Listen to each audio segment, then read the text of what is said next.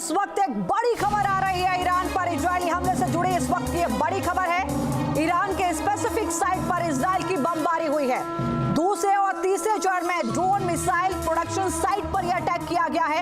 ये बड़ी खबर इस वक्त आपको बता दें, ये दूसरे चरण में और तीसरे चरण में जो अटैक हुआ है वो शायद पहले से और ज्यादा टारगेट करते हुए जगहों को किया गया है। IRGC के 20 ठिकानों को उड़ाने का दावा इजराइल की ओर से किया जा रहा है। ये बड़ी खबर इस वक्त आपको बता दें, IRGC के 20 ठिकानों को उड़ाने का दावा इजराइल की ओर से किया जा रहा है। तस्वीरें इस वक्त आपके सामने हैं।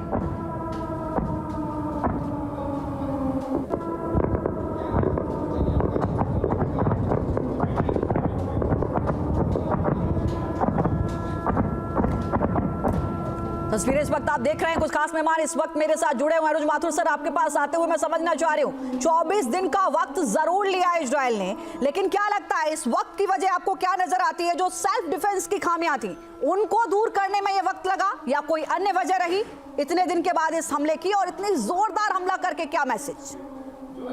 देखिए, एक मिलिट्री ऑपरेशंस करने का एक बहुत बड़ा तरीका होता है। जब भी आप कोई मिलिट्री ऑपरेशंस करते हैं तो आप इस बात का पूरा अप्रिसिएशन करते हैं और हर कंटिजेंसी की प्लानिंग करते हैं कि उस ऑपरेशन का रिटेलिएशन क्या, कहां से और किस मात्रा में हो सकता है। और उससे उसको काउंटर करने के लिए आपके पास क्या एसेट्स हैं। तो ये तमाम चीजें, क्योंकि इसीलिए टाइमिंग किसी भी मिलिट्री अटैक में या ऑपरेशन में बहुत ज्यादा इंपॉर्टेंट होता है। अब आप देखिए, इन 24 दिनों का इस्तेमाल ईरान ने 3 कामों के लिए किया। पहला, अपनी एयर डिफेंस को मजबूत करने के लिए, उसमें थर्ड जो एयर डिफेंस सिस्टम है, जो अमेरिका से 6 बैटरीज अभी आई हैं, उनको सही जगहों पर जहां रिटेलिएशन हो सकता है वहां पर डिप्लॉय किया गया।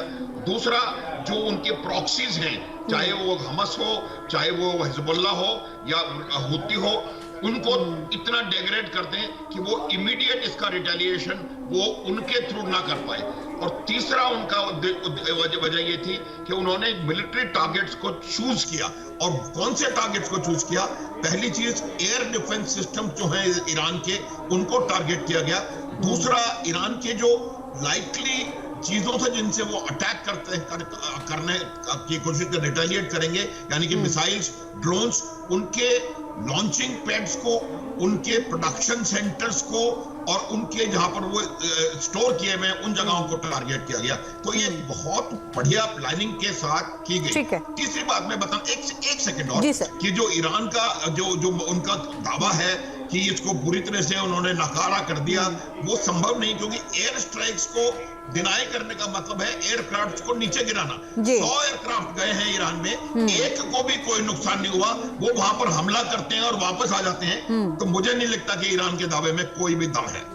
ठीक है, टीपी त्यागी जी, जैसा कि आपने देखा कि सर ने बताया कि एक बड़ी बात यहाँ ये रही कि चाहे वो उसके ऑयल ठिकाने हो या फिर न्यूक्लियर ठिकाने हो, इनको हाथ नहीं लगाया गया, जैसा कि अमेरिका भी लगातार मना करता रहा था। क्या ये सेलेक्टिव बदला है मैसेज देने के लिए? बिल्कुल सही कहा आपने। आज से 2 दिन पहले ईरान के 4 ऑफिशियल्स ने न्यूयॉर्क टाइम्स को ये बताया कि अगर हमारे तेल के ठिकानों पर या हमारी न्यूक्लियर फैसिलिटीज पर हमला किया गया तो हम 1000 अपनी मिसाइलें इजराइल में दाग देंगे। इतना ही नहीं, हम पर्शियन गल्फ और स्ट्रेट ऑफ हॉर्मुज से पूरे व्यापार को बंद कर देंगे और हम इजराइल के खिलाफ फुल स्केल वॉर शुरू कर देंगे।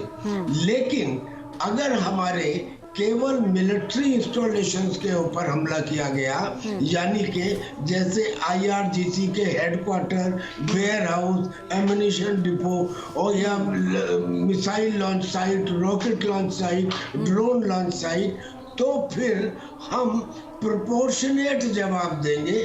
और यहाँ तक कहा गया कि हो सकता है कि हम ना भी जवाब दें। अब आप इजराइल का देखिए, रात को 12 बजे से सुबह के 5 बजे तक 5 घंटे में उसने 3 फेज के अटैक पूरे कर लिए। हम मानते हैं कि 100 एयरक्राफ्ट गए, उनकी जाते टाइम रिफ्यूलिंग हुई होगी, आते टाइम रिफ्यूलिंग हुई होगी, इलेक्ट्रॉनिक वारफेयर एयरक्राफ्ट भी गया होगा ताकि ईरान के एयर डिफेंस सिस्टम को जैम कर सके। इतना, और बिल्कुल सही कहा जनरल माथुर ने कि अगर उनमें से एक एयरक्राफ्ट भी का नुकसान हुआ होता तो हम ये मानते हैं कि हाँ, ईरान में जो नुकसान है वो नहीं हुआ, नुकसान हुआ है लेकिन कैलकुलेटेड नुकसान हुआ है।